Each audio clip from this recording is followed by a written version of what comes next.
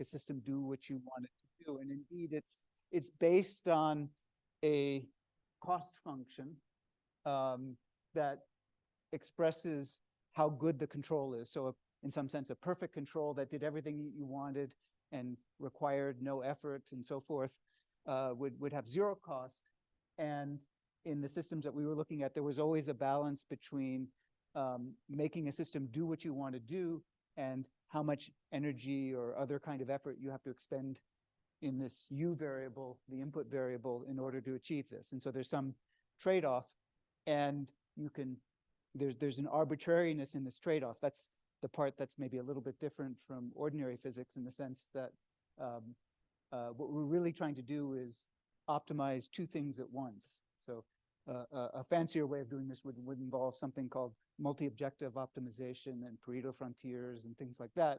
But here we're doing it with just cost functions that have contributions from how accurate the control is and how much effort, and we can just put a coefficient in front of them to weight how much we care about one or the other. So it's a simple way of doing that.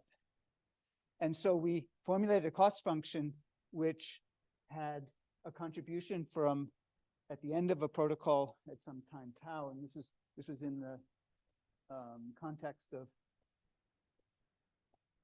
starting at some state at time 0 and ending up either at or near a state at time tau. I think all the examples I did, we had to end up exactly at a given state, but you could include this function here and just have a penalty for how close you are to the final state. So you could be near the desired final state over some time tau, which could be fixed, or it could be allowed to be minimized too, if that were of concern.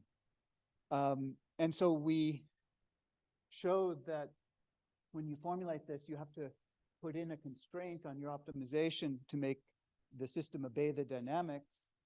And when you do that, then taking variations delta J equals 0 gave rise to some Euler-Lagrange equations, which can be also derived in a Hamiltonian formulation, where you formulate something from the quote-unquote Lagrangian here and the canonical momentum, but here it's our adjoint state that is analogous to a Hamiltonian function in classical mechanics, and obeys something like Hamilton's equations, except that we also have this relationship between the control. The control also appears. So there's a third equation for the control, which is either taking the derivative and setting it equal to 0, or just minimizing it in the case where it's not, is set by constraints and not by a local minimum. Okay, so that's sort of that was the general setup. And then we showed that one way to proceed was then to just solve this. And this would give us a so-called feed-forward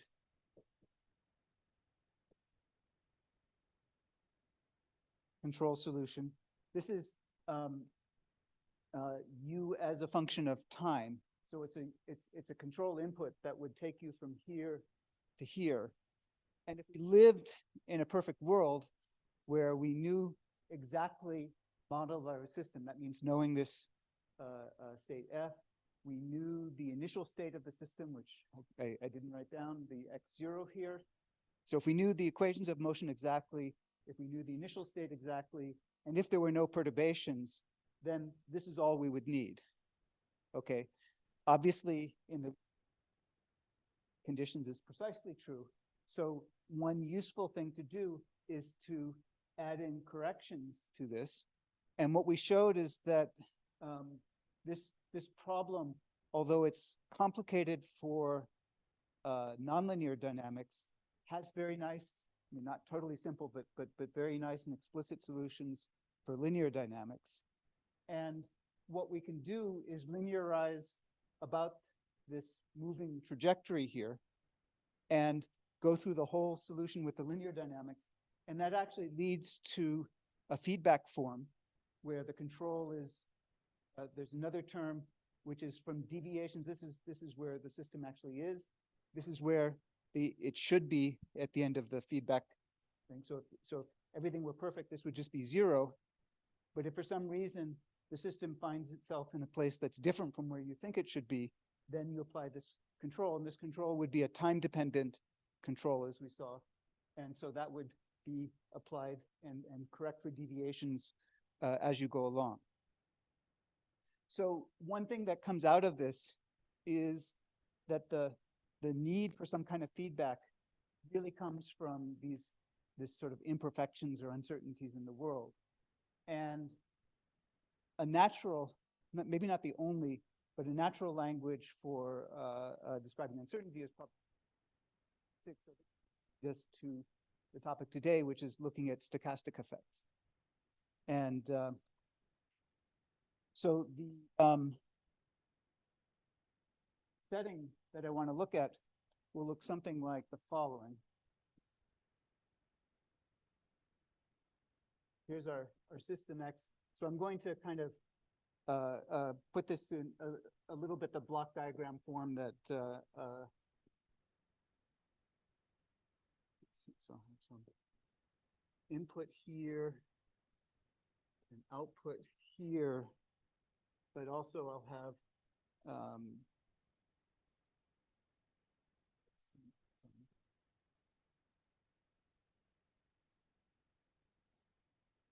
actually, I guess the arrow should go the other way.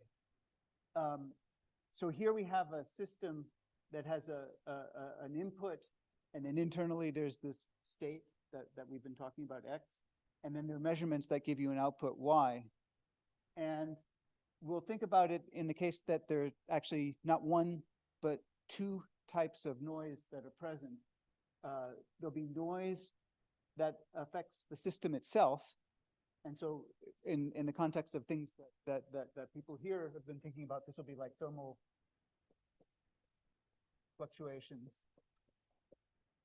But when we make measurements, there's also noise. So this will be measurement noise. And of course, if you were modeling the measurement process, then this noise would often have a thermal origin, or it could have origins in shot noise for quantization effects. We'll just take it as some kind of noise that we model. Okay. And what I'll focus for most of today is actually not so much the control part and how that gets modified by the stochastic. We'll do some simple examples, but what I really want to focus on is the complementary side.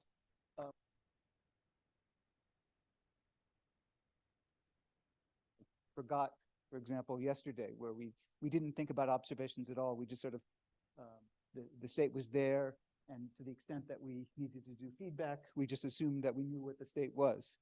But we really know that the situation is that we're making an observation that is contaminated by noise of a system that itself may have some noise driving it. And so I want to go back to the question of, given a set of measurements going back into the past, if necessary, how much can we infer about the system state? And we talked about, there's a condition, this observability condition, that says that the structure, the output coupling matrix C and the dynamics A of a linear system, for example, have to have a particular structure for this to be possible. I'll assume mostly today that this is possible, and we're just trying to do the best job that we can given these noise sources. So if we had, for example, like just a harmonic oscillator, and it was driven, just driven as an example, and we were observing it with some noise, then this might look like in practice something like. And so one of the things that we're trying to do is, this has a state of, if it was an angle, this would be like theta and theta dot. And so this might be an angle, this might be theta of t. And so one of the first things is, how do we infer the whole state from this? And of course, the naive thing would be to say that well, here it would be theta dot, it would be something like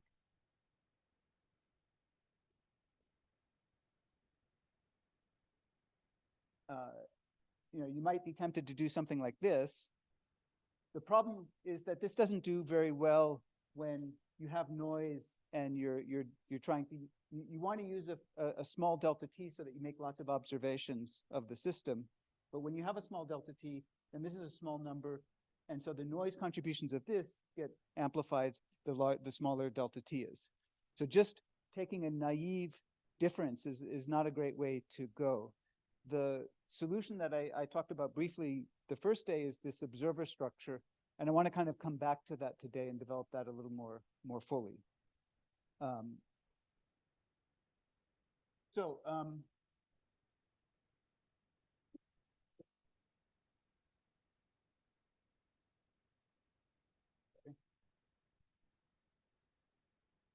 Okay, so let me start with a very simple one-dimensional example that we can solve completely. So we'll look at a diffusing Brownian particle. Okay, so just a small colloidal particle moving around in water. The experimental stuff that I'll talk about on Friday includes such a system. So the position, if we're just worrying about one dimension,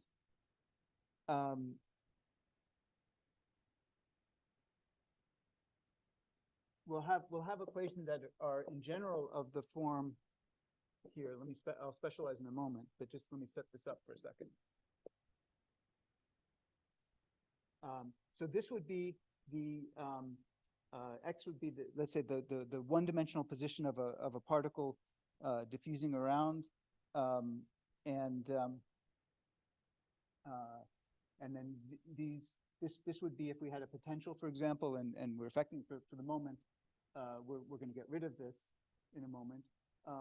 And then we had our input BU, and now I'll distinguish between two inputs for two different kinds of quantities. There's control signal U, which we could use to affect the motion if we want. And then nu will be our thermal noise that enters. This, of course, could just be grouped into 1B that has two components, but it's often convenient to keep them separate because this is something that we actually have control over, whereas the noise is just coming from a bath and we don't have control over it. And the observer structure, if you remember, was to make a kind of copy of this dynamics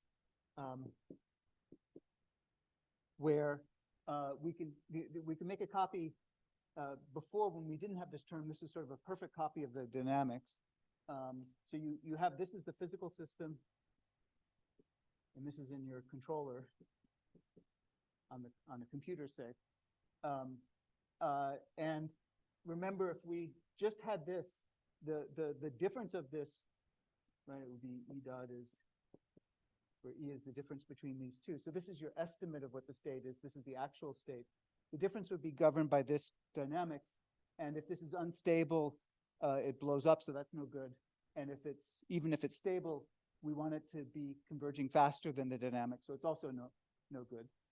So what we did instead was add some feedback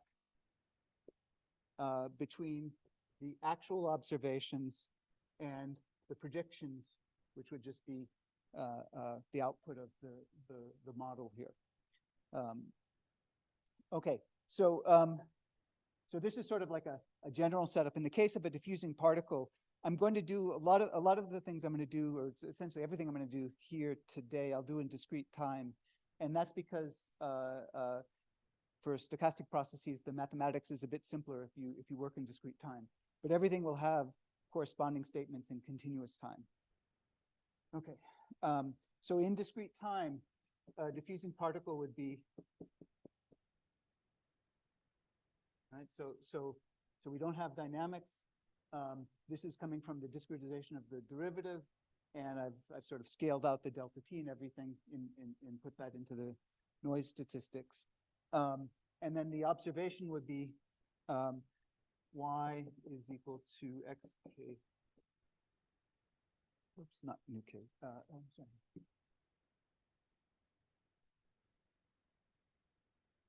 So this just says that the particle stays where it is, except for some thermal fluctuation. There's thermal forces that push it around.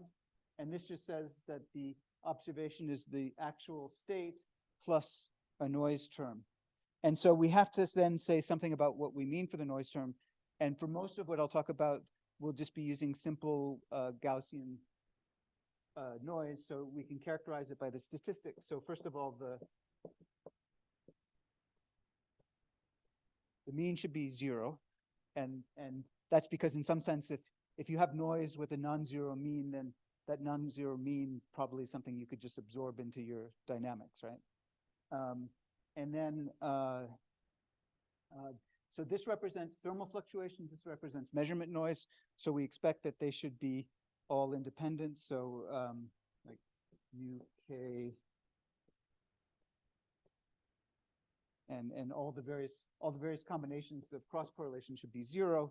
But if we look at, for example, UK prime, that will be, let's say here, just mu squared delta K prime and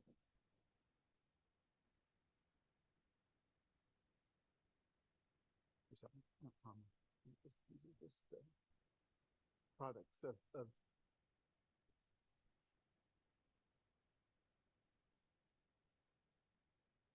so what this says is that if we look at the ensemble average of products of nu at the same time, so then this is 1, then it's just some constant mu squared. And if we look at different times, then the noise is independent. So this is the effectively the white noise assumption, and the same for the measurement noise. And again, we'll assume that the statistics are Gaussian, so that for example, P of UK will then be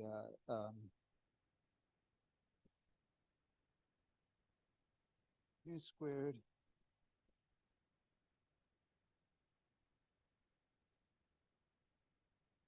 so it'll have a Gaussian distribution about nu k of width nu. Okay, and of course, if we're talking about diffusion of a Brownian particle, then nu squared, for example, would be 2 times the diffusion constant times delta t, and from the Einstein relation, that's kBt over gamma, where this is the friction coefficient, and the friction coefficient can be related to the viscosity, the size of a particle, and the viscosity of water. So this is for a particle of radius r moving around in a fluid of viscosity eta. Okay, so this, I mean, in some sense, this is not so necessary for understanding kind of the development of it, but just if we want to think about a simple physical example. Okay, so we'll use a structure where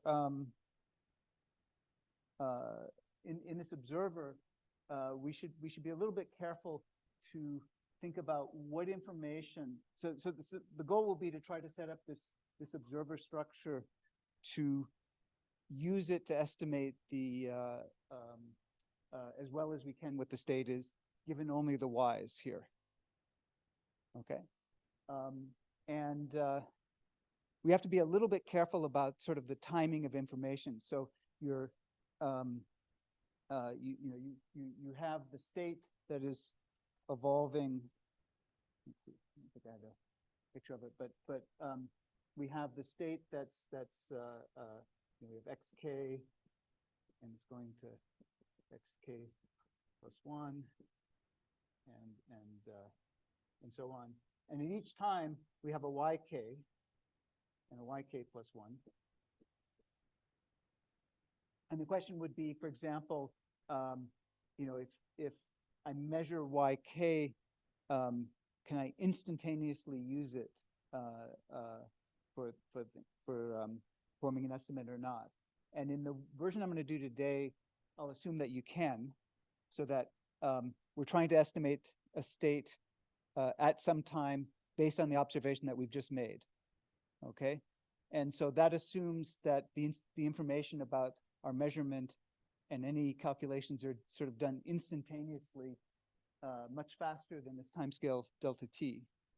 On Friday, I'll talk about an experimental version of this, which is slightly different in the sense that it takes some time to go from a measurement into a computer to do the calculations and then to make any decisions. And so that time, we can design the experiment so that it happens within delta t, but it means that we effectively always use the position behind. Okay, so this is maybe the straightforward way conceptually, but in an experiment, you have to be a little more careful. Or you have to be careful about things like this. Okay, so so this means, though, that we have to start to distinguish between a few different quantities, and I'll go slowly at first just to make sure that they're clear. So I'll define a kind of prediction variable that will be xk plus 1 minus hat. Okay, so this is the this is what we would formulate for the system state one time step in the future. So we're given an estimate of the system at time xk. And I want to use everything that I know to predict what it will be one time step in the future. Okay? And I put the minus in because the minus means that this will be our estimate just before we make the measurement at this time step. Then we get some information. We'll get the yk plus 1. And using that information, we can improve our prediction or improve our estimate. It's no longer a prediction, but it's an estimate given the measurement of where we think it is. And so this is it being distinguished from the estimate xk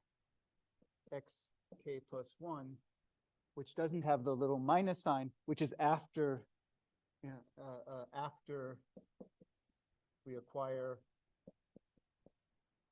yk plus 1. Okay, so here we just know xk, the previous estimate, and we make a prediction. Here we make a measurement, so we get this measurement, and we refine the estimate of the state. Is that clear? Because otherwise it'll get confusing really fast. Okay. So in the particular case of this special case here, things are pretty simple because the prediction xk plus 1 minus is just going to be equal to xk. All right, because right, xk plus 1, the true dynamics is that xk plus 1 is equal to the old xk plus the random contribution from thermal forces. So you don't know anything about the thermal forces, so the best prediction, and we'll go into that more later, but at least an intuitive thing would be to say, okay, the mean value of this is 0, so that's the best I can do for predicting. So I'll just use this. Of course, if the system were being subjected to deterministic forces from a potential or from control or whatever, then we could use those known forces to change to make the prediction, and it would be different from it would be different from the old prediction. You use those forces to propagate it to where it goes. Okay, but here it's very simple. Now the prediction of the observation, which we'll need for this structure here, is just equal to xk plus 1 minus, okay, which is just xk. So in other words, we make the prediction. So this is where we think it will be, and so we think we'll see this based on it. So when we write down our observer equations, it looks something like xk plus 1 is equal to xk plus 1 minus plus this gain here, times yk plus 1 minus yk plus 1 hat. So that's the structure that we had. And then this will be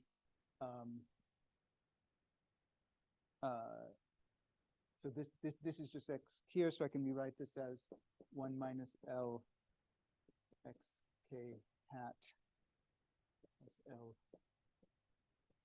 yk plus 1. So the new estimate of where we think the particle will be is related to the old estimate at time k and the new observation at time k plus 1. But there's still this feedback over gain that we have put in but haven't specified what to take. Okay. Okay, so let me here.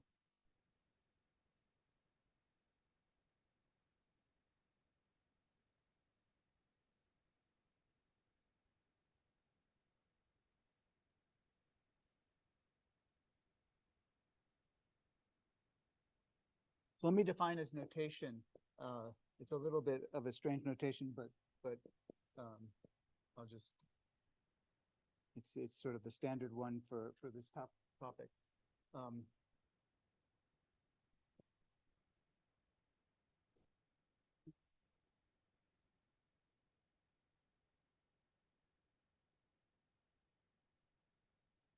Okay, so we look at the deviation between where the system, the actual state of the system, which for this particle is just where it is on a line at time k plus 1, minus our best estimate of it. And the best estimate is including the current measurement of it. And so we look at the variance of this, and second moment, which is equal to variance. I'll call that difference E k plus 1. And in the control theory literature, that's often called PK plus 1 for, actually, I don't know why, but I'll follow that notation. So this is the quantity that in some sense we want to choose L to minimize. Okay. So, I'll define a couple of related quantities. So this is the variance of your estimate, including the most recent measurement.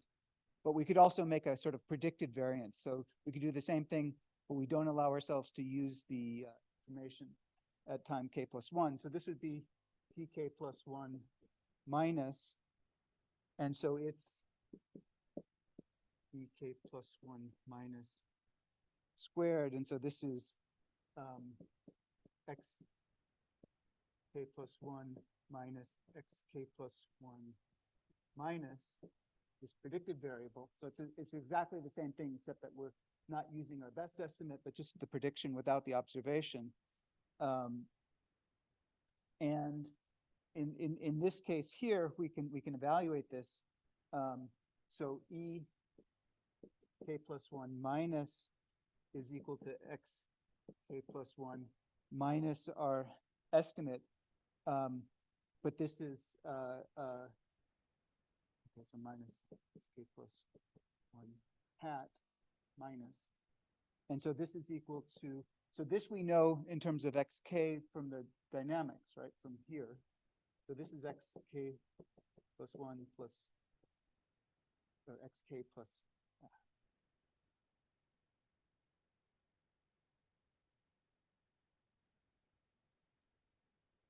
xk plus nu k. And then this was just minus xk hat. But this is just, this difference is just ek. So this is ek plus nu k. And so if we then look at the variance of this, we have pk plus 1 minus is equal to the expectation of ek plus uk squared, which is just pk plus u squared. So the covariance of the estimate error and the noise is zero, since the noise is just coming from the back, and it's only affecting things in the future. So now we can start to build a structure of how these quantities are related. So if we go back to, I'll do it here.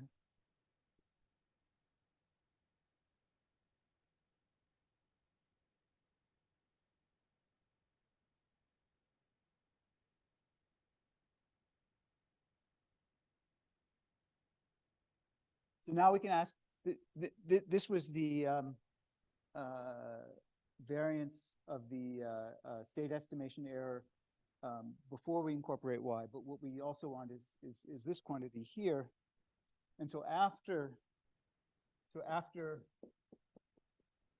measuring yk plus 1, yeah.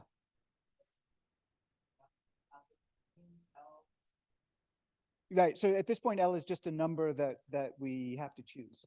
Okay, and the idea is that we'll choose it to try to minimize eventually this quantity here. Okay, so it's the parameter that I need to control, or I want to control in order to minimize the error, right? Yeah, so what we showed, went through very quickly, but what is true is that if you have a system like this, yeah, and you set up this observer, then if you choose L, so if you look at the exact equations of motion, then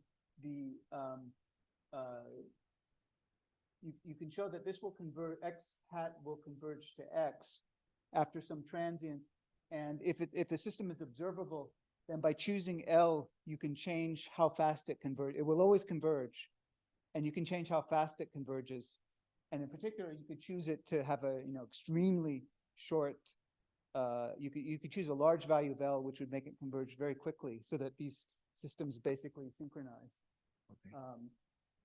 However, in the sense that their error is the error is decreasing exponentially to 0 with a time constant that depends on L. And so when L is large, that time constant can be very small.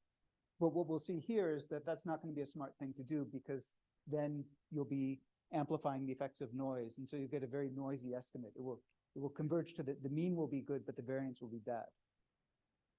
Okay, so here, this structure here and the observability will guarantee that the mean basically for any value of L, that the mean is okay, and positive value of L, that it will converge in the mean.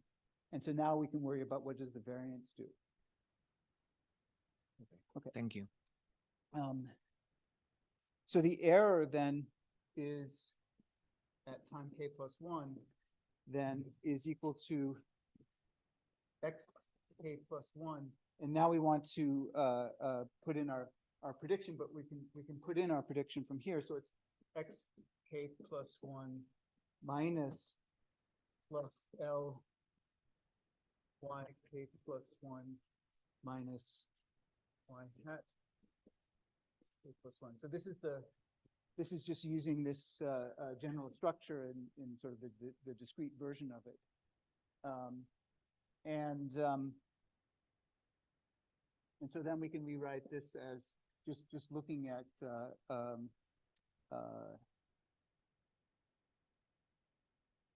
so here we have ek plus 1 minus, and then we've got minus L, and then we've got an x k plus 1 plus c k plus 1. So the y is equal to x plus the observational noise term, and then this was minus x k plus 1 minus, and so then this is 1 minus L k plus 1 minus, and then we have minus L.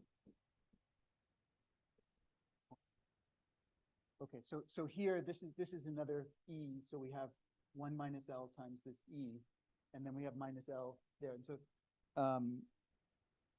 then taking the expectation values of the variance of this, then pk plus 1, which is ek plus 1 squared. So we want to square this and take the expectation. This is 1 minus L squared. This is our P k plus 1 minus, and then this is L squared C squared. Okay, so I'm just squaring this, okay, and then taking the expectation. So the expectation of this thing squared is just this. This is just, this will be plus L squared.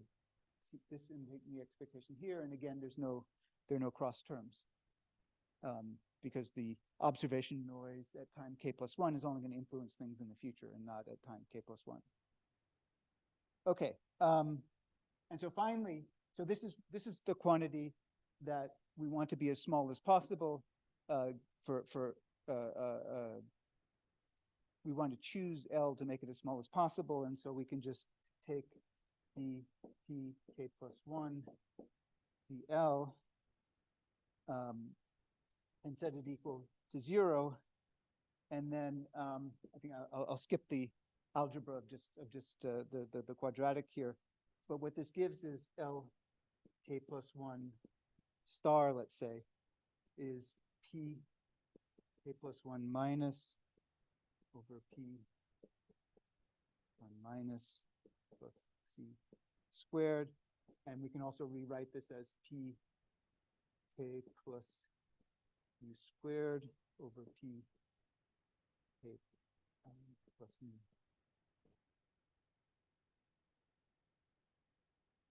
Okay, so here again, what I'm just taking d by dl of this, and then solving for L in terms of we have the pk plus 1 minus, and then before we had some, let's see, here we had the relationship between pk plus 1 minus and the previous estimate, so just differing by the thermal noise, and so that leads to this expression here. Okay, so and of course you could you have to convince yourself that this is actually a minimum of L, so you can take another derivative. You can either plot it or take another derivative and see that, yes, this is in fact a minimum.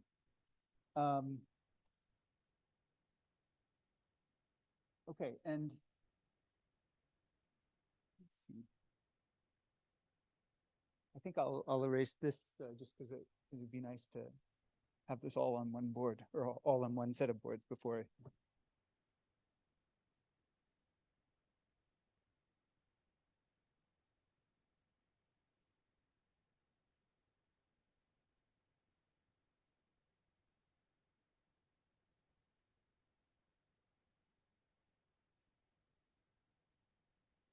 So once we know what the best value of L is, so this is the value of L at least at this time that we should choose, then we can also ask what is the variance of this. So pk plus 1 star is going to be ek plus 1 squared using this value of L. So this is 1 minus L star squared minus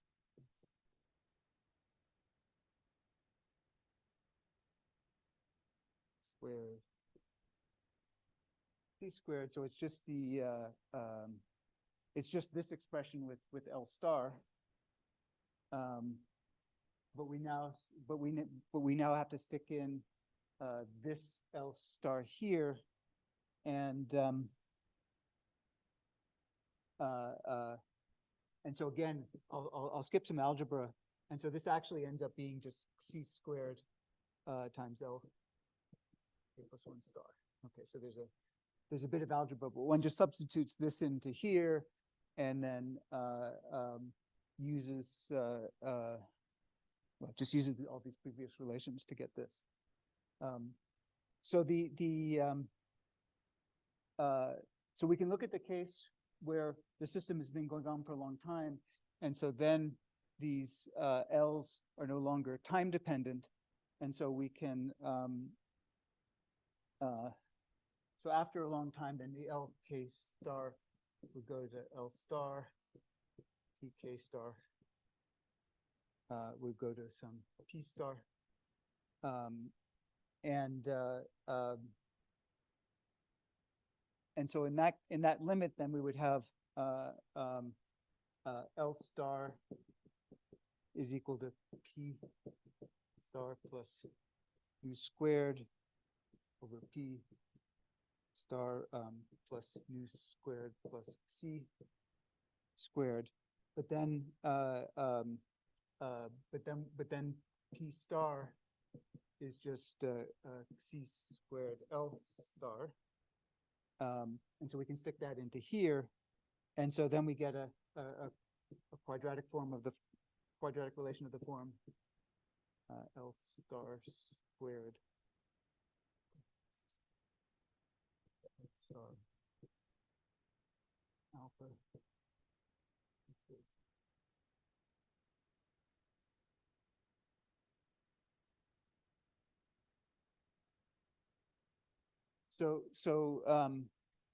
So this is just sticking in C squared L squared here, and so now we have a quadratic equation which is here, and so alpha is the ratio of nu squared to C squared, which you can think of as a kind of signal to noise ratio, or actually there's different conventions, or signal to noise ratio squared of the problem, because the signal is how much does the system physically move in a certain time, and then the noise is the measurement noise. And so these variances, the ratio of these variances is just a dimensionless number, and we can see in some sense that's the only important number of the problem. So you can of course solve this for any alpha. So you get a half minus alpha plus alpha squared plus 4 alpha. We need to take the plus to keep L positive, the plus solution here to keep L positive. When alpha is very large, then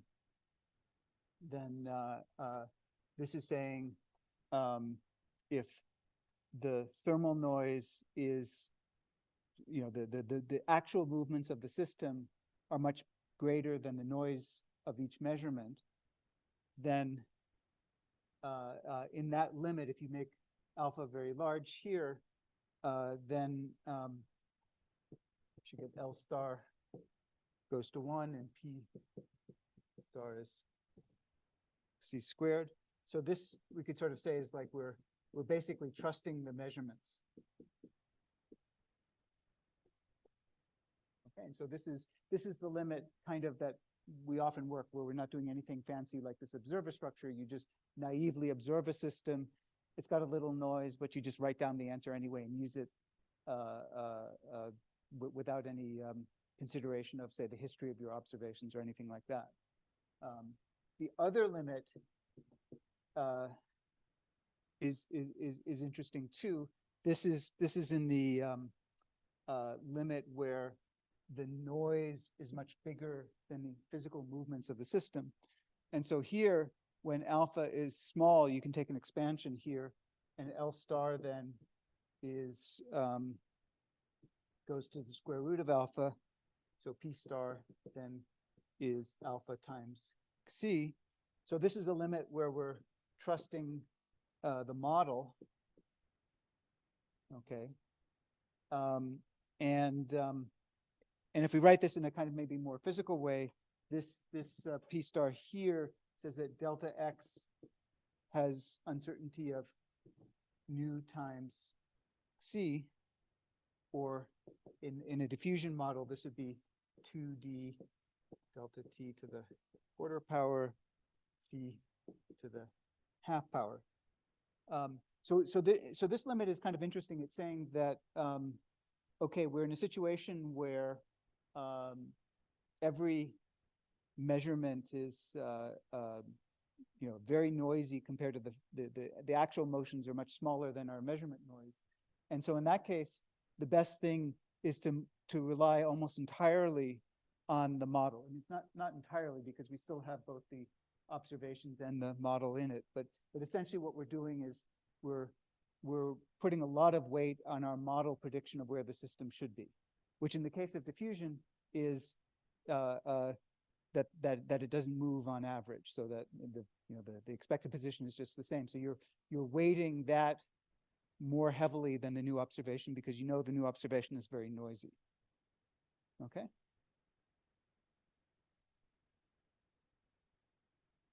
So one can sort of one can plot this just to get a sense of what it looks like. So if this is L star and this is alpha, then it kind of looks something like this, where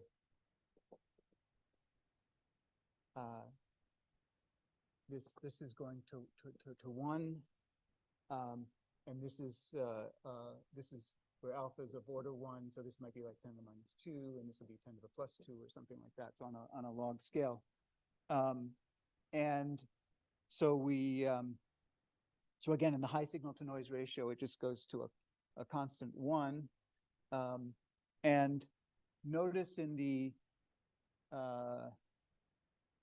original, like for example, in our what's a good one to put in here?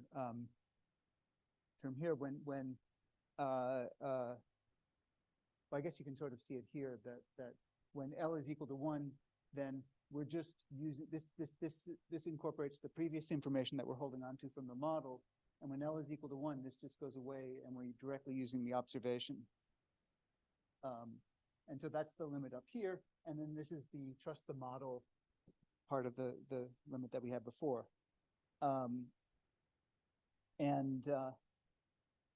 Yeah, so we have sort of limits. So what I'll try to do is maybe just to try to sort of clarify where the structure of this, because I know this is a little bit confusing, even for the simple case of a diffusing particle. Let me just do an even simpler case where we have no system dynamics.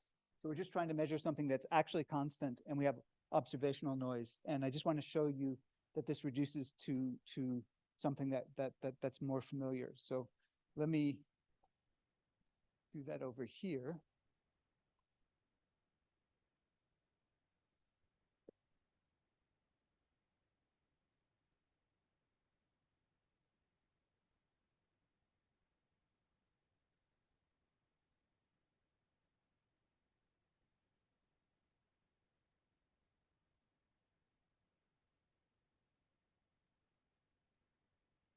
Oh, and I should do one other graph I wanted to do.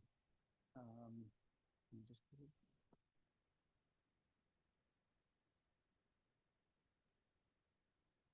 Here's just to plot the actual variance normalized by c squared as a function of this gain L. And so if you do this, then for small values of alpha, it'll look something like that. So it goes to when L goes to 1, this will go to this is 1 here, and then it looks kind of like something like this. So this is the variance in your estimator as a function of this feedback gain. So first of all, this shows that explicitly that there is a minimum if you graph it. So we were finding it by taking the derivative. It also shows, not too surprising, that this minimum is not 0, which means that because you have these different noise sources, you always have, so if we put a C here, you see we always have contributions from the variances here that prevent this from being non-zero. So there is a limit to the performance that you can get. Okay, so let's take an even simpler example, which would just be to estimate a constant.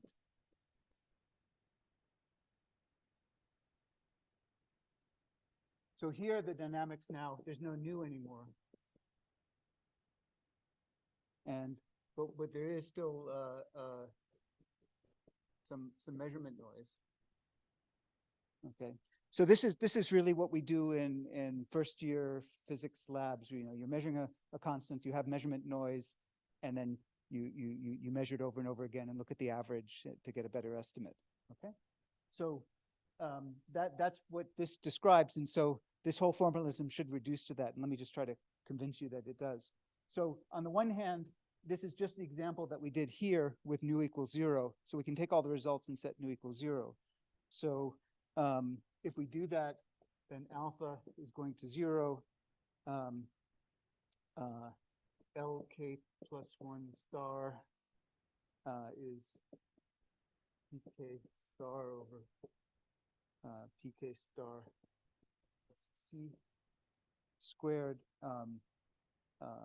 And then P plus 1 star is C squared LK plus 1 star.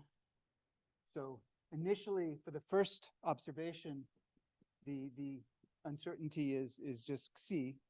Okay, every measurement has an uncertainty C. So the difference between the true state of the system, which is just this constant, which was initialized at x0, and the observation will just be C. So the variance is C squared. And so in this estimator structure, we have xk plus 1 hat is 1 minus L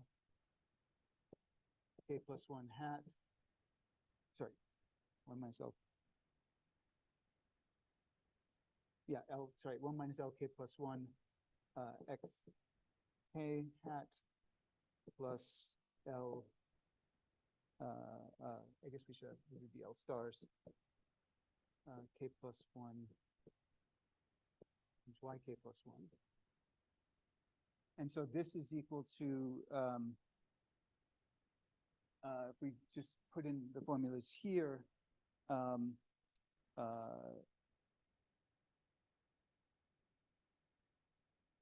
starting with P naught equals C squared, then we can see that L K plus 1 star is just 1 over K plus 1, PK plus 1 star is C over K plus 1. Okay, so that we get just from here.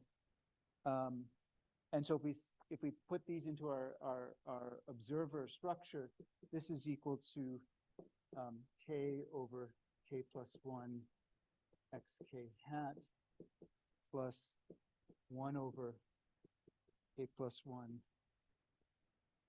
yk plus 1. Does that make sense, or am I skipping too many steps?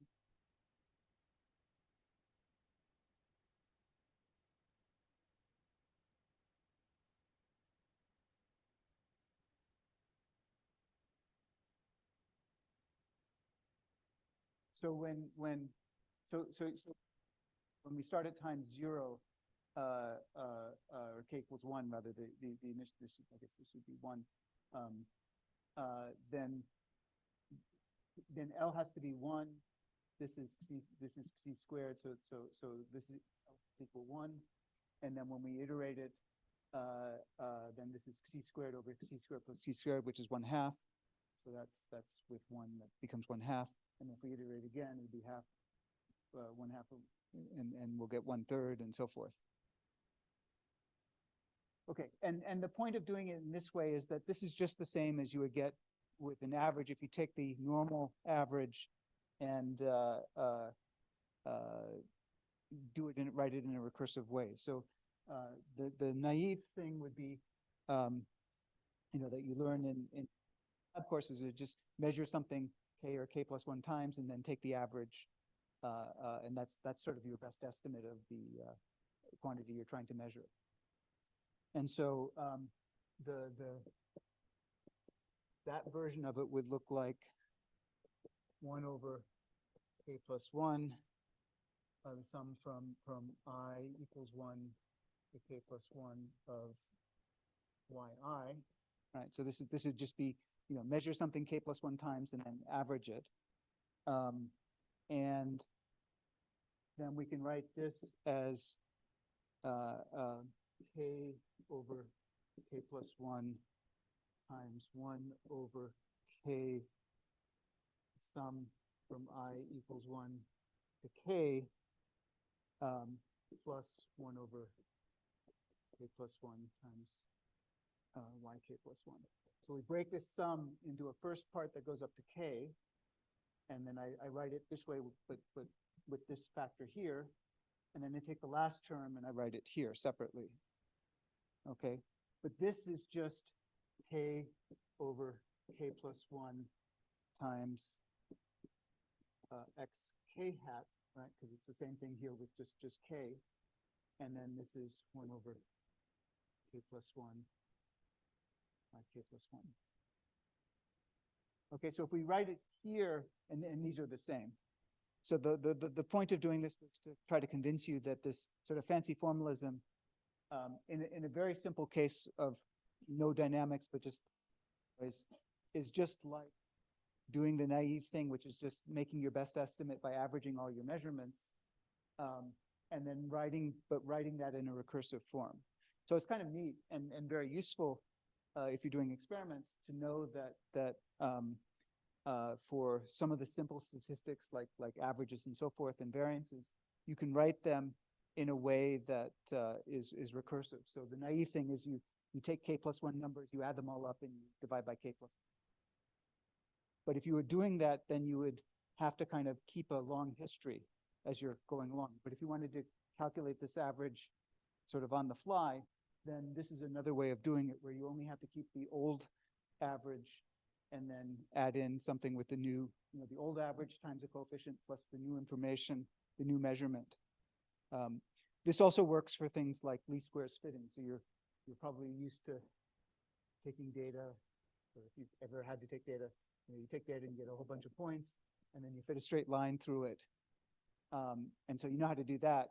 And now I say, oh, wait, here's a new point here that just came in.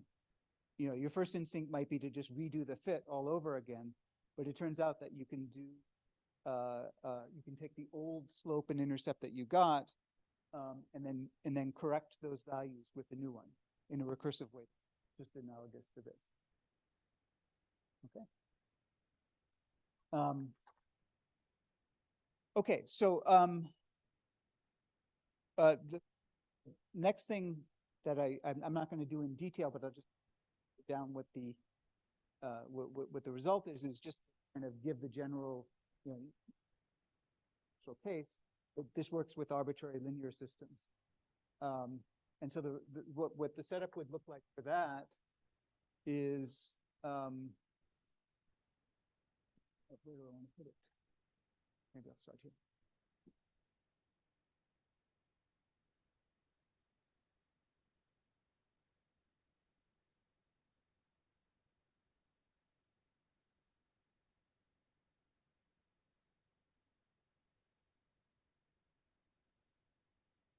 So in the general case, we would have xk plus 1 is some. So now this is an n-dimensional state, and this is an n by n matrix.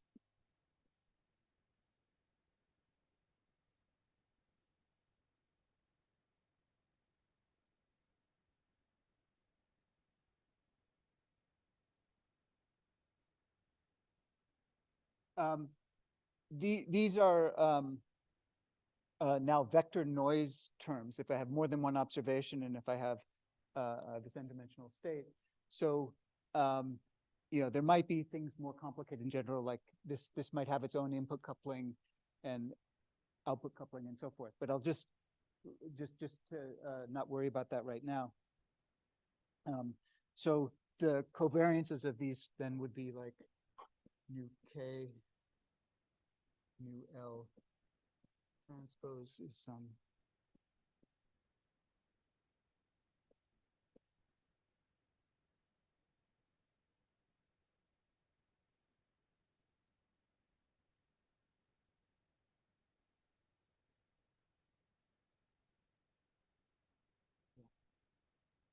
Okay, so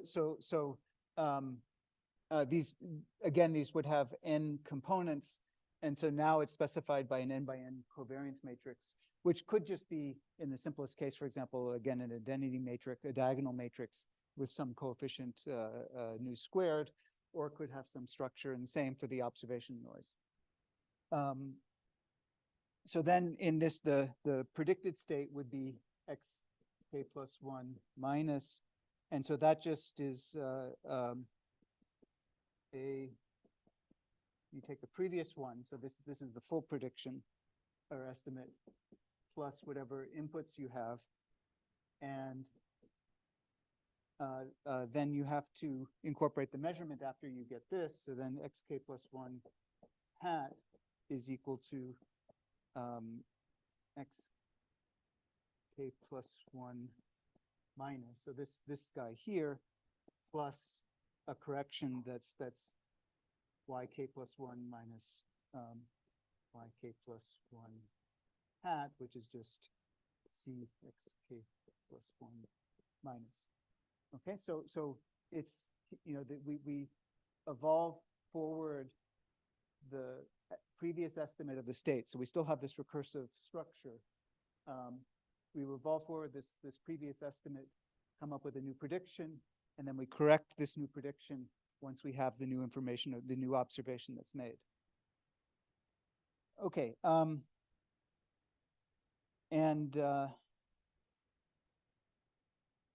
yeah, so then one can set it up and go through the same steps that I just did. We don't have time to do them all, but let me just write down kind of what happens at the end.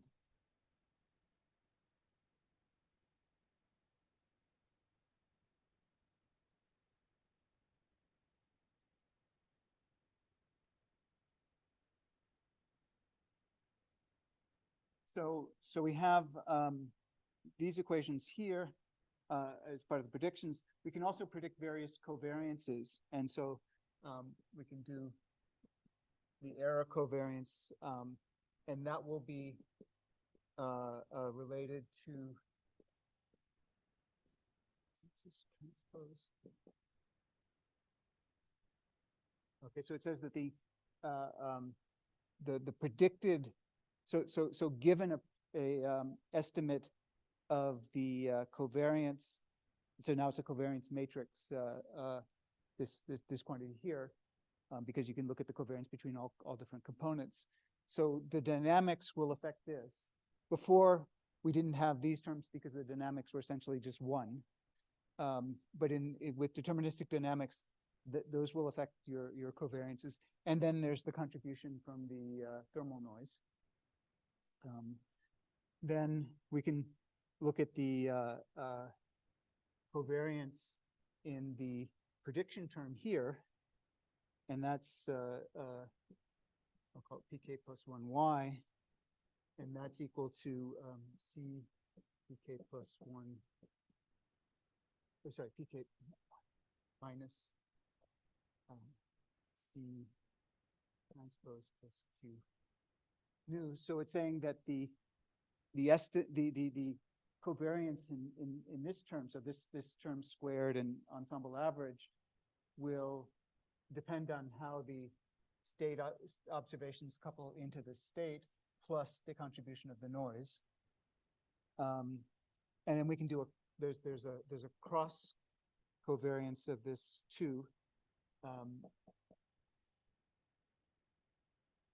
which is the covariance between the state and the observation.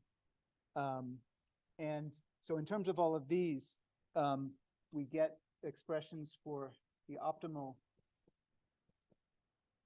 Sorry, so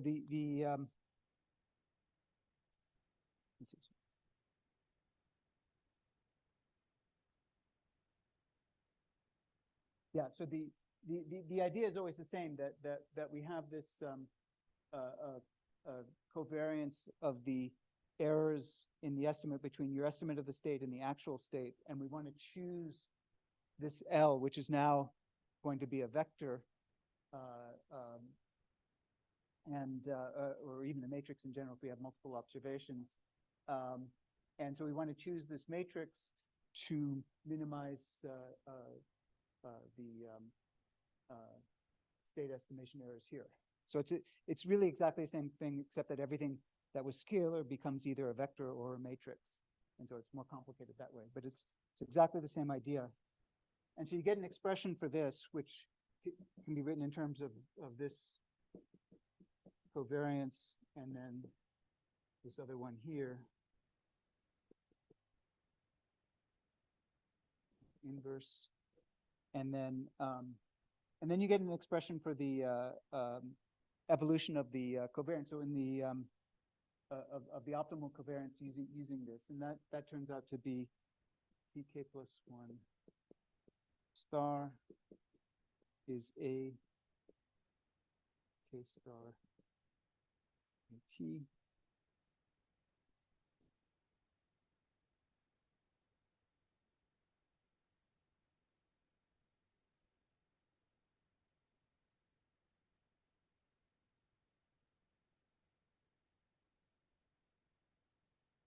Okay, so this is how the uncertainty in the state estimate evolves forward in time as you're making different observations.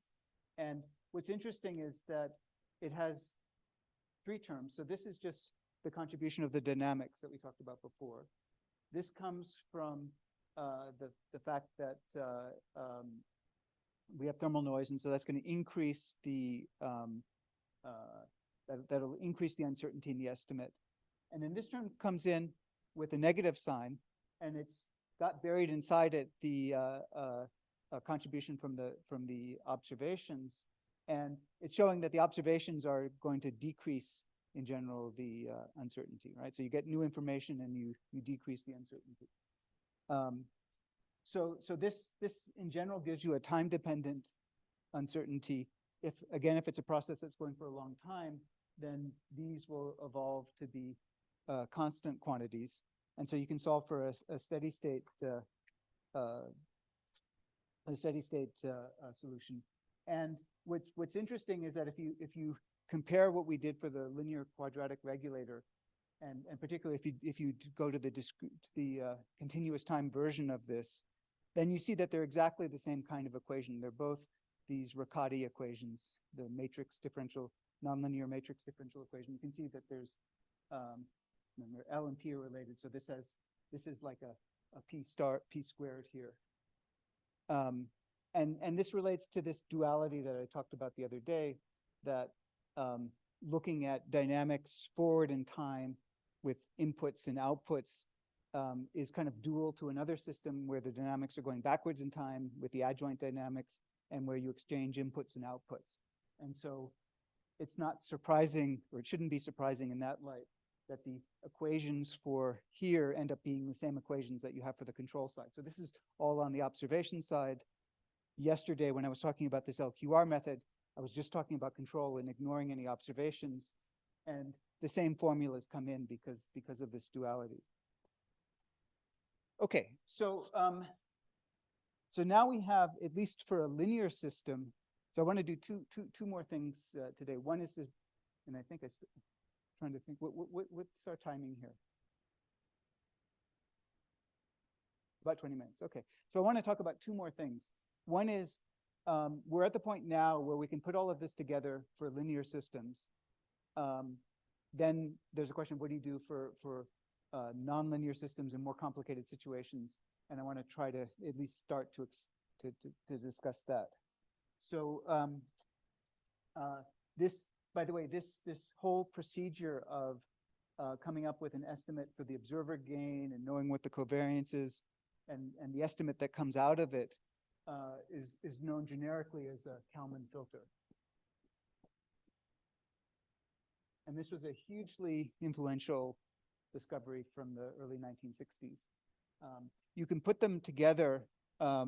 So last time we talked about got erased, but the control part of linear systems, the optimal control of linear systems, which led to this linear quadratic regulator. And if you put all of this together, you have something called a linear quadratic Gaussian control.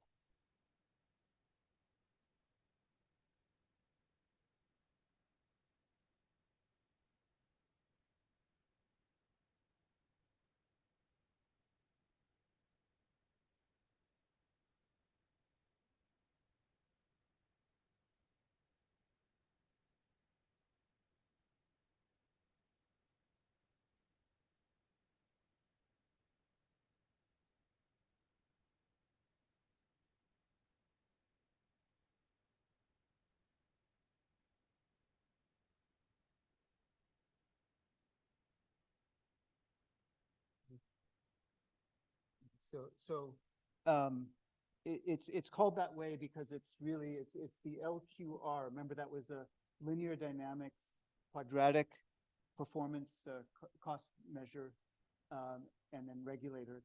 But now we're adding that this whole analysis has again been for linear systems with Gaussian noise of the type that I've specified. It can be colored noise, by the way, because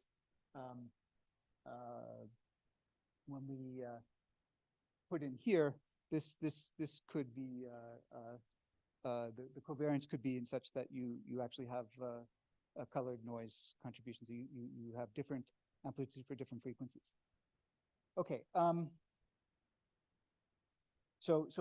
it's Gaussian noise of different types. And so when this was done, it was actually very influential. And I mean, this is kind of what was used in the 1960s in the space program to get to the moon and launch satellites and so forth. And it was a kind of a crucial step to get all of this to work. More scarily, it was actually used by economists in the 1970s for macroeconomic predictions and so forth. Those didn't work as well because the economy turns out to be a much more complicated system than a spacecraft going to the moon. But this is where they started from. So let's go back to our diffusing particle.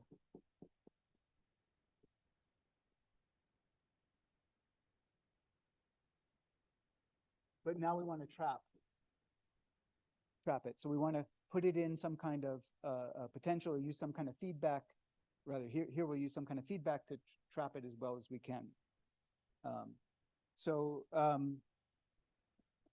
we have xk plus 1 is equal to xk.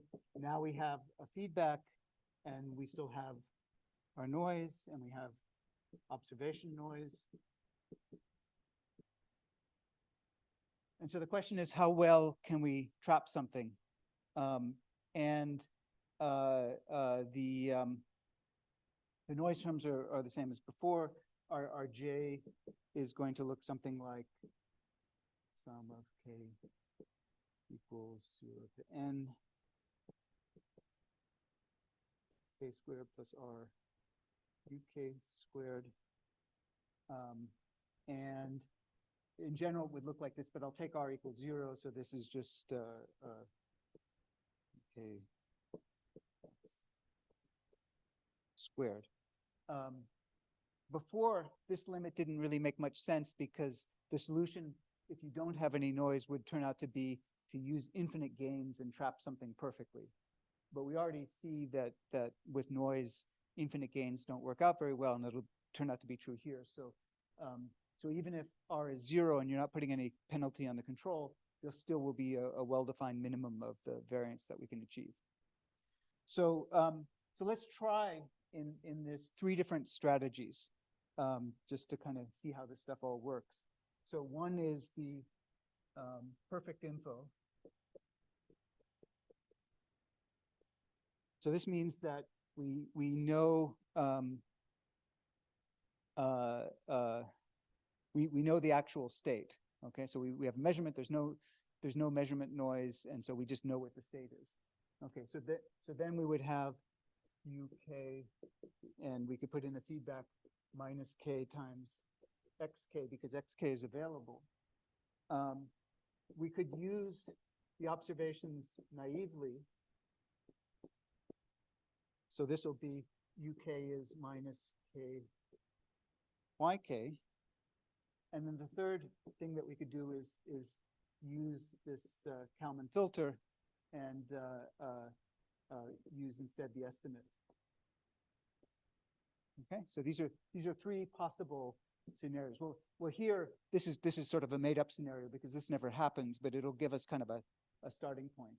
And then here you could do this, or you could do the Kalman filter.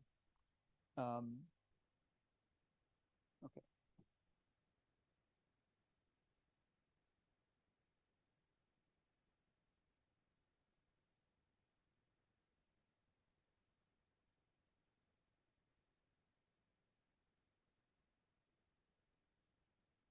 Okay, so in the first case, so we can actually solve this explicitly. So we have xk plus 1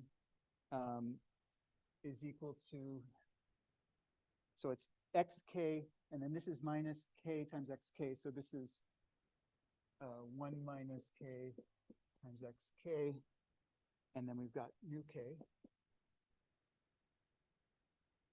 And so we can look at xk plus 1 squared, and so an ensemble average. And so this is 1 minus k squared times xk squared plus nu squared. And then if we have a stationary situation, then this is just x squared is 1 minus k squared x squared plus nu squared. And if we solve, this is equal to nu squared over 1 minus k squared. So this is, these are for the stationary states. Notice that even in this most perfect situation, there would be, well, we still have to choose, we still have to choose k. So we'll choose dx squared dk is equal to 0, and that will give you an optimal value of 1. And so then the delta j star, how much it increments in a time period, will be nu squared. Okay, so because this is just 1. So what this shows is that even in the unrealistic situation of not having any measurement noise at all, there's still a limit to how well you can control it, because in this case it's coming because of the time difference, that essentially it has to diffuse, and so you can only, it'll diffuse a certain distance nu, and then you push it back and diffuse a certain distance nu and push it back. But every time you're measuring it, it's had time to diffuse, even though you pushed it back to the perfect trapping position, it's had time to diffuse nu, and so the noise limits the performance. The noise plus the fact that you're only applying things every delta t limits the control that you get. Okay, even when there's no measurement noise. Okay. So if we had measurement noise, so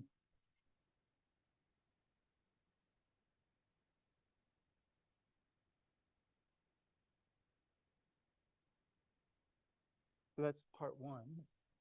So we have measurement noise, and we use the naive observations, and so you can stick in all of this. I think I'll skip the steps because they're essentially just the same as this, and you get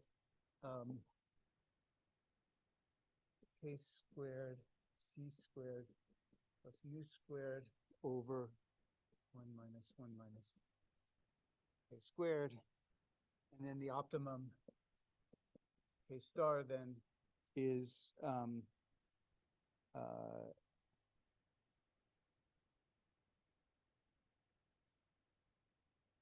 okay, and then I'll take alpha equals 1 just to kind of simplify. So then I'll take chi squared and nu squared equal to each other, and then when you minimize it, then you'll get a gain of a half pi minus 1, so it's about 0.62, and then the delta j star of half pi plus 1 is about 1.62. So this is, again, I've chosen a particular observation noise to be comparable, or the variance equal to the thermal noise.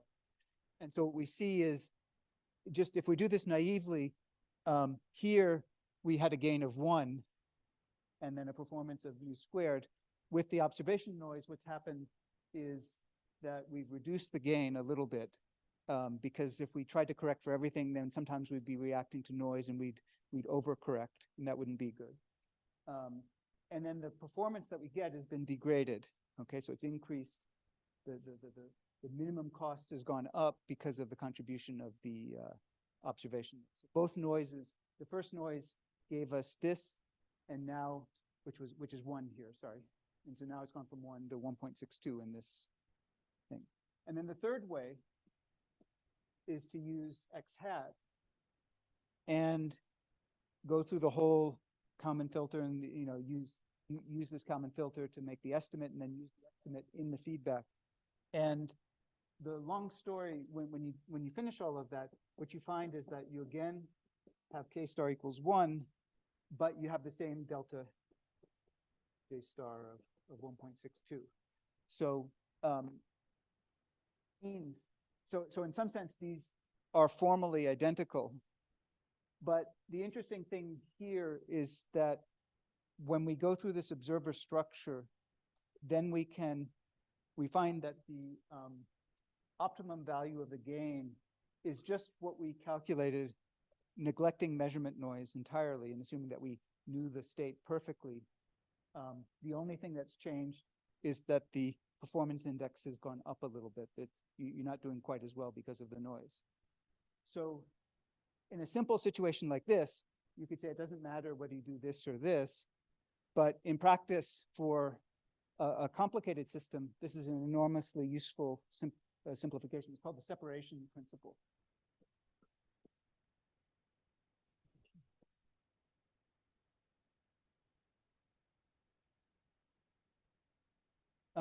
Saying that you can separate the tasks of designing the control and designing the state inference separately and do those as two disjoint problems and then put them together at the end.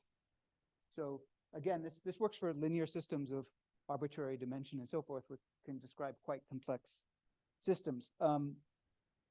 It is, however, not true in general for more complicated noise and nonlinearities.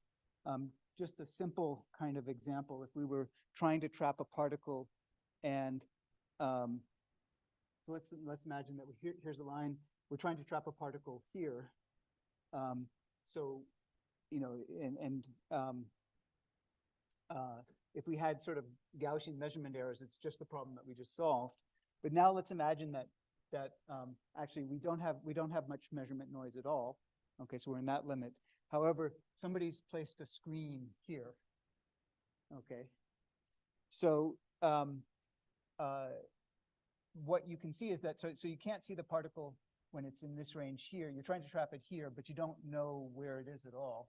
But if it's outside, then you can see it with negligible error. And I don't have time to go through this, but the point is just that you won't get the same kind of separation that the optimal control when you're outside, the optimal thing is to do just as before. So just the problem that we just solved. But when you're inside here, basically you want to do nothing and just let it sit here because you don't know whether it's here or here, and so the best thing turns out to be to do nothing. So the control rule changed because of the structure of the observations here in a pretty simple way, but it's just to try to illustrate that the complete solution is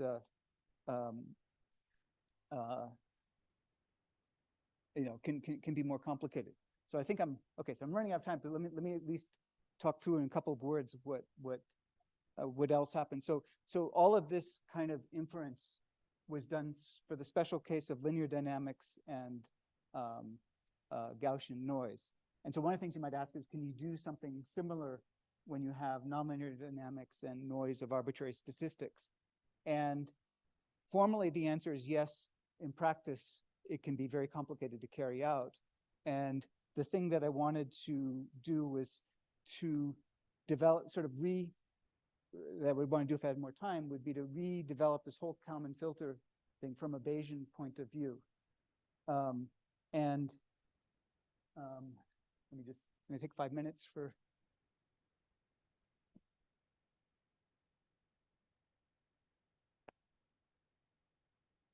So in a Bayesian point of view, what we're trying to do is estimate the state of the system here based on an observation, and I can put in dynamics in a second. You want to estimate the state of the system X given some observations Y. And so the simple version of Bayes' formula would just write this as P of Y of X, P of X, and P of Y. Okay, and what you can develop, and it's in the notes and it's in my book as well, is a kind of Bayesian version of this filtering, where in the end, what you get is P of a system at time k plus 1 given, okay, so y with an upper subscript k, I'll mean y and all of its, y at time, the observation at time k and all of the previous observations, so the entire history of observations. Okay, so this, the yk is the set of, let's say, y0, y1. Okay, so just a shorthand like that. I could put in a 0 if you want, but in this, we'll assume that the time is far enough back that we're not really too worried about exactly when we started. So this you can write as an integral over xk of p of xk plus 1 given xk, p of xk given yk. So this is our prediction step. So it says, so in this Bayesian formalism, we're now concerned with the whole probability density function, not just, you know, before we had a Gaussian distribution, and so we could summarize it by the mean and the variance. Now we have an expression for the whole PDF of the state here. And so this says that in a case where we have Markov, so one of the assumptions will be that we have Markovian dynamics, that the state of xk plus 1 only depends on xk and the inputs and the noise and so forth, but not previous history, and that the measurements also have no the measurements have no memory as well, so that when we have a state xk and we try to measure it, we get some p of yk, and it only depends on xk, for example, and in particular, not on previous measurements and not on the previous state. Okay, so that basically the measurement is instantaneous. You think as an experimentalist, that's never quite true, but it can be pretty true, pretty accurate. So this allows us to, this expresses the prediction, basically saying, this is our old estimate of the state. And if we want to propagate it and predict what we think it will be just based on that old information, we have all of the outcomes. And then this expresses the dynamics of how you go from time k to time k plus 1. So this would have, you know, your xk plus 1 is some function, nonlinear function of xk, uk, for example, and that would be expressed in here. And so so you sum over all the possible outcomes, and then that gives you the prediction, the probabilities of all the possible outcomes. And then when we get a new piece of information, we update it using Bayes' rule. And so that looks like P of xk plus 1 given yk plus 1. So now we've incorporated the new observation here. And so this is, there's a normalizing constant times P of yk plus 1 given xk plus 1 times P of xk plus 1 given y. Okay, so this is update. Okay, so this says we take our old prediction here. Okay, and then we take the probability of each outcome, and for each outcome, we generate what the observation would be, and then we have one definite observation, so we take this old one here and then just update. We incorporate with Bayes' rule the update here, and then this Z here is to just normalize this so that this becomes a PDF. And so this is with dynamics like this and observations that are just some function of xk and the observation noise. So formally, this is nice, and it's an annoyingly complicated but in principle straightforward exercise to specialize to linear dynamics and specialize to additive Gaussian noise and rederive the Kalman filter in this way. It's pretty complicated in algebra, basically just, you get a lot of Gaussian distributions that you're doing integrals over conditional Gaussian distributions, which remain Gaussian. And so everything is characterized by a Gaussian. And so instead of having explicit equations for the whole distribution, you can project them onto equations for the mean and for the variance. And you get exactly what we just talked about. So this reduces to it, but it's more general.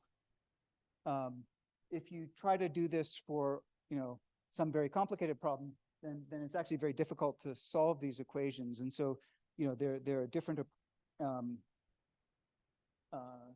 different things. So one approach, for example, is to, at every stage, try to project things down to a Gaussian. So you go through this, and these distributions are no longer Gaussian. But if they're not too different from a Gaussian, you can take their mean and their variance and just, pretend they're Gaussian, and then, you're using the nonlinear equations to make predictions and so forth, but you're sort of forcing everything down to a Gaussian. And as long as things are not too different, that's not such a bad thing. That's called an extended Kalman filter. There are various Monte Carlo approaches that people take. There's an infinite variety of approximate ways of trying to deal with this. For more strongly nonlinear cases in non-Gaussian, sort of Monte Carlo methods are the main way that people go.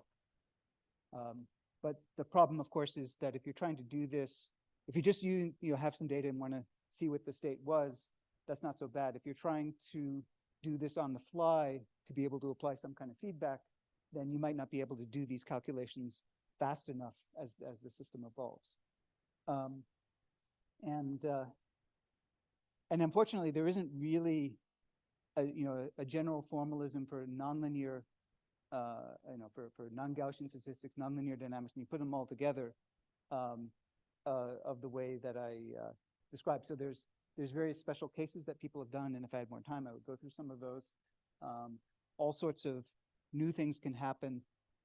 We'll see one example on Friday where the combination of sort of a simple Kalman filter, but in a control that has some nonlinear features in it, leads to a kind of phase transition, sort of a critical signal to noise ratio, where, let's say, you can control things well if it's above a certain signal to noise ratio, but if it isn't, then things go badly wrong, and the best thing to do is to give up and not try to control it at all. So we'll see that on Friday. And I'm very conscious that I haven't talked too much about stochastic thermodynamics. I mean, some of these examples start to approach it, but in a mathematical sense, a lot of the problems in stochastic thermodynamics are in this class, that they're stochastic systems. You have some kind of control protocol. You have some, you might be wanting to minimize dissipation or things like that. So all of this really does apply and has been applied to stochastic thermodynamics. But I was trying to do this in a fairly general way because it applies to the space program. It applies to really almost everything in some sense.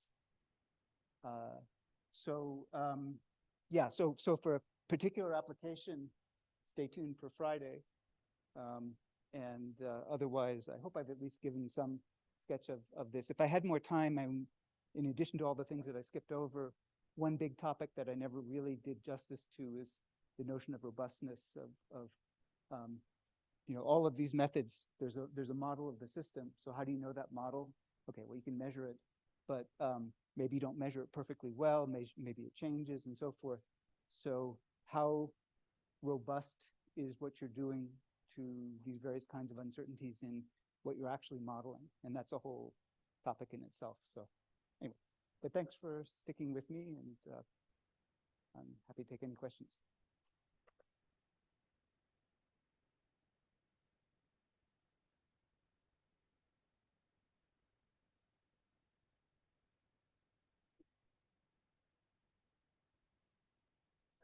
That is a limit. The 1.62 is a theoretical limit for whatever system, or doesn't matter, or. So this is, I'm sorry, the 1.62 is the, maybe I should have done it symbolically, but that's for, nu squared and c squared equal to 1. So it's for some particular sets of noise values. Ah, okay. But But it depends on those I mean, the important point is that this isn't zero, and it's depending explicitly on the C squared and the nu squared and so forth. And does exist any limit for whatever systems, physical systems? Well, okay, so within the linear systems, you can find these, you can do this in general, and you always find a non-zero limit for say the incremental cost per time step, and it depends on the noise covariances.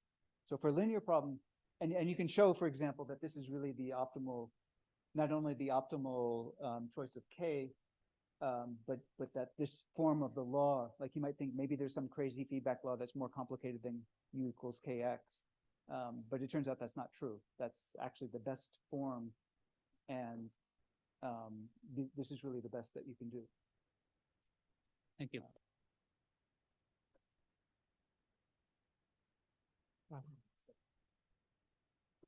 Professor, first of all, thank you so much for your lecture. Maybe my question is related with the previous one. There is any theoretical limit for the control on a thermodynamic systems? In case Sure. if, Yeah. I mean, so all of this applies to thermodynamic systems, right? So these are limits for thermodynamic systems when you apply them to it. yeah, but in thermodynamic systems, we need a bound or something that we can not overpass, or maybe related with. Yeah. So you can do, yeah. So all of that. I mean, people have done these things. So if you just are doing, I mean, these minimum values, you can relate to entropy bounds, and so entropy production rates, and yeah. So this, yeah. I mean, it really applies pretty directly there. Consider controlling noise itself, like you've done for headphones, where you cancel the noise. Sure. Yeah. But that's a kind of, I mean, sometimes people will call this like disturbance feed forward and give it a special name. But it's really, that's kind of just a feedback in a particular limit where you're able to, you have a microphone that's measuring the noise coming in so that you know what to cancel out. Yeah, so I mean, that would be in some sense a special case of this. And it takes advantage of the fact that in a spatially distributed system, you can have, I mean, you can play all sorts of games. So, with the headphone, in some sense, the microphone is sort of picking it up and can act on it before the speaker sort of acts to noise, acts to supply the sound that your ear hears. A slower version of it might be you're trying to control the temperature of a room, and if you can have a thermometer on the inside, and then when it gets cold, but if the room is partially insulated from the outside, then if you put a thermometer on the outside, then you'll know more quickly what the temperature is, because if it starts to cool down, it takes some time for the temperature to shift as it goes through the walls and the windows and so forth. And so you can do a better job if you have information coming from the outside. So these are all, yeah. I mean, there's endless sort of games about, like, in this formalism, you can put many inputs, right? So the y's can have many dimensions, right? There can be many y's, and so these y's can be different sensors at different places. And so just as there was a question about how do I choose my input coupling to make a system controllable, you could also say, how do I how many control, how do I choose my control to be most effective? So that's the structure, not just whether it's possible, but in some sense how easy it is. And you can do the same thing on the output. That basically is choosing the C matrix. So you make it a matrix, so you have different sensors. So it's one dimension is for the state of the system and is translating the state of the system into an observable, but then each sensor gives you a separate one. So then the C becomes a matrix, and you can try to design it in a way that improves the control as well. And so if you have a spatially distributed system, then you get to solutions like, yeah, if you're trying to control the temperature of the room, it can make sense to have one thermometer on the inside to make sure that you really are at the temperature you want, and one thermometer on the outside, or even multiple ones to get advanced information of what's coming in. And actually there can even be kind of funny games with causality that come in, because if you don't really explicitly take into account the full system of sensors and stuff, and you just say, I've got this information, then you can use information, essentially predictions about the future, the information that you may have, predict the future to get better response than if you're just reacting to the local environment. So if you have a temperature in the room, you can either have a thermometer, and when it gets cold, the heater comes on and tries to correct it. But we have a model of the sun and the earth, and so we know that at 6 p.m. it starts to get cold. And so the heater could come on a few minutes early to better maintain the temperature. So there's kind of outside information that we're using, and in a way, a feedback system can be an open system for information, just like we were talking about open systems earlier with Gonzalo. That's a rambling answer.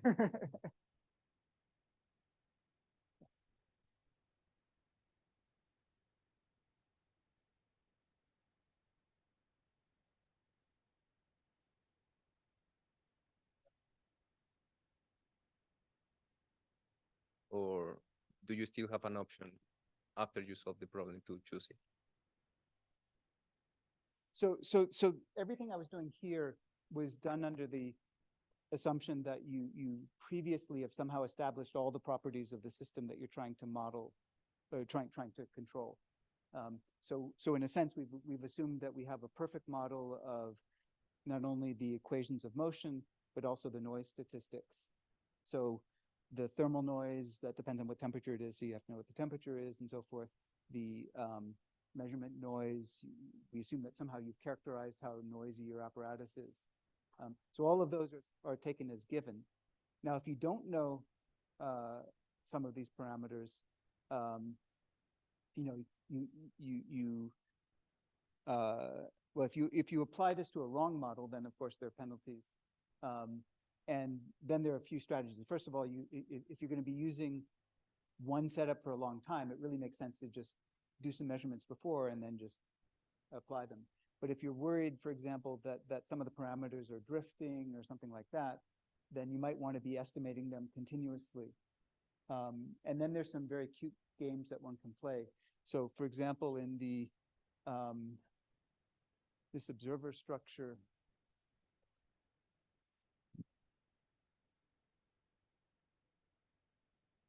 so remember we had a correction term that was something like y minus y hat.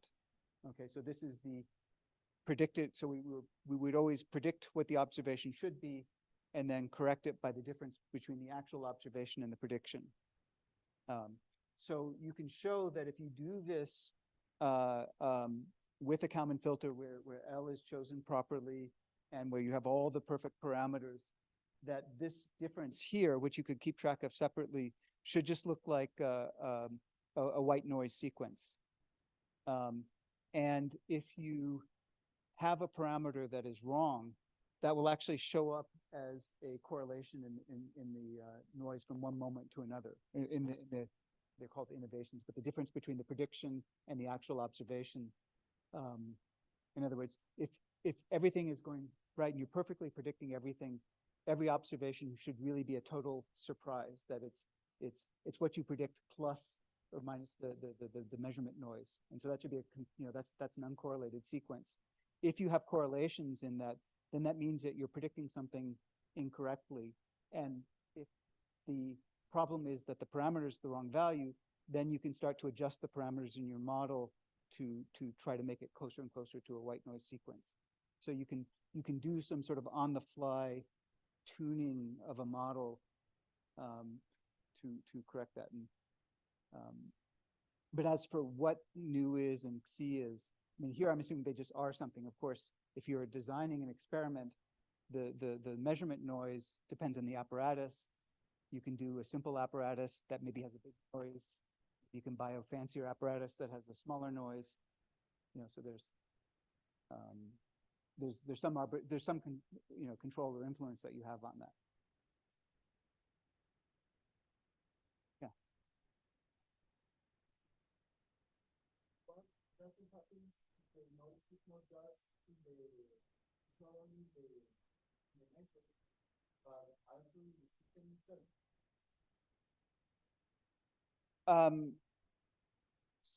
So that's, I mean, that's this nu that I've been putting in, right? That's noise. I mean, I keep calling it thermal noise, but really it's any noise that's affecting the evolution of the system. The simplest concrete example here would be just that it's in a bath and it's connected to a bath at temperature T and stuff. But there could, I suppose, be other kinds of noise sources that have influences as well. Yeah.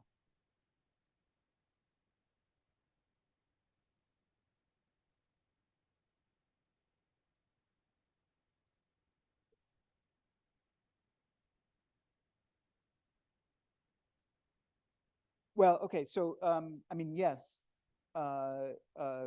whether you want to count that or not is another story. So sometimes people do, sometimes they don't. But yeah, I mean, here we haven't really specified the mechanism of control. So I've just said, okay, you know, we have some u that we want to pick depending on say the estimate of the state. Okay, but that just sort of happened. If we now start to model like what is the device that carries this out, you know, some kind of motor or something like that, then it would have some dissipation associated with its operation, typically, and so one could include that. So you would have then kind of two dynamical systems. You'd have the dynamics of your system and the dynamics of your controller, and then they would be coupled. And then in that framework, you could take into account the costs. Certainly in this linear dynamics, if everything is sort of linear, like if the measurement is just some kind of spring system that tries to get them as close together, then you can do things explicitly, and people have done that.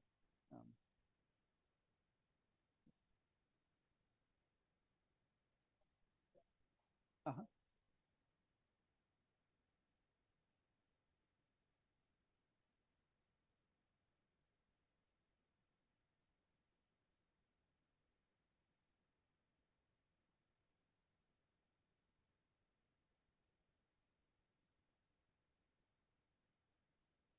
Daniel, you can unmute and afternoon. ask your question. Thank you so much. Thank you, Professor. I just want to ask you. We don't hear I understood. You. Do you hear me, No. please? No, we don't hear you. Ask. Sure. Let me try. Can you write it down? We can hear you. Sure.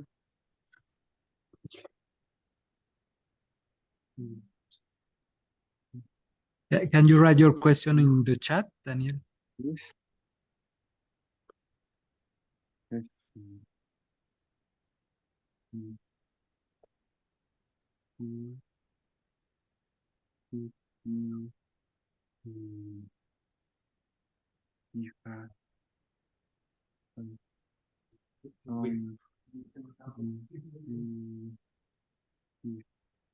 Picture Oh, okay, yeah, maybe. about why he is from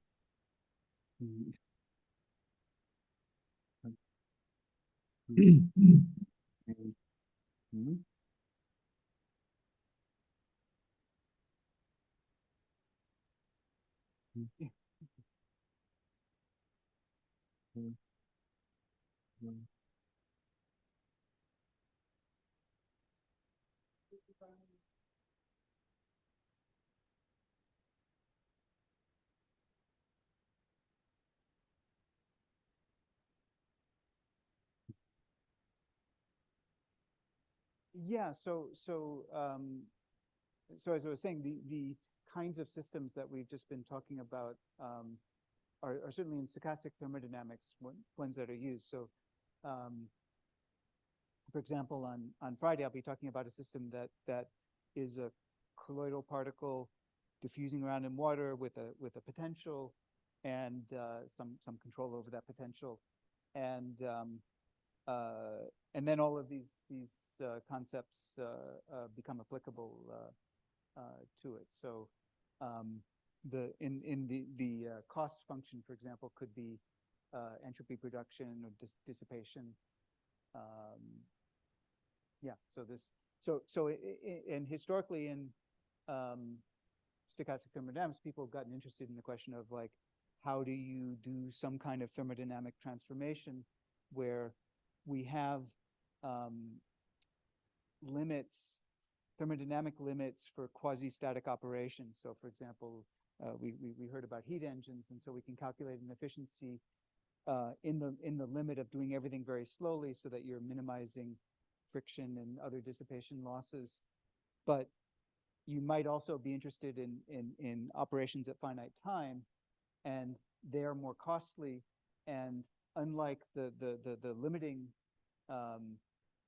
protocols, which just depend on general features of thermodynamics. So for example, the cost of erasing a bit of information is this Landauer bound, which is KT log 2 per bit of information erased. So that's something, no matter how you do it, that's a limit. But if you want to erase that bit of information at a finite, in a finite time interval with some specified precision or accuracy, then there's a cost, and that cost depends on the protocol.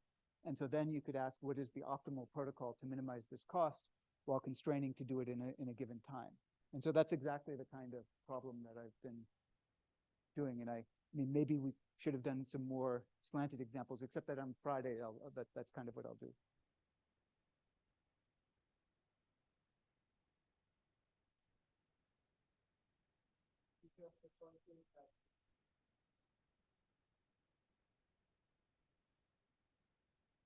I'm sorry, that the J.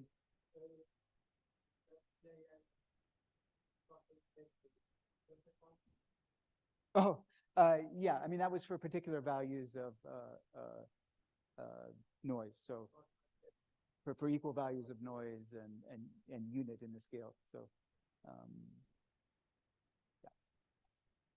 But it's nice that these numbers come up.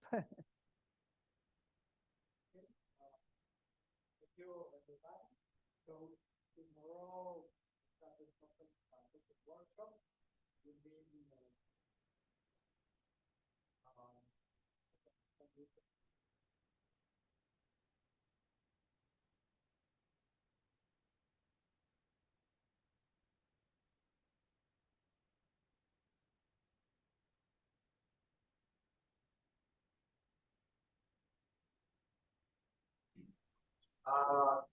Universidad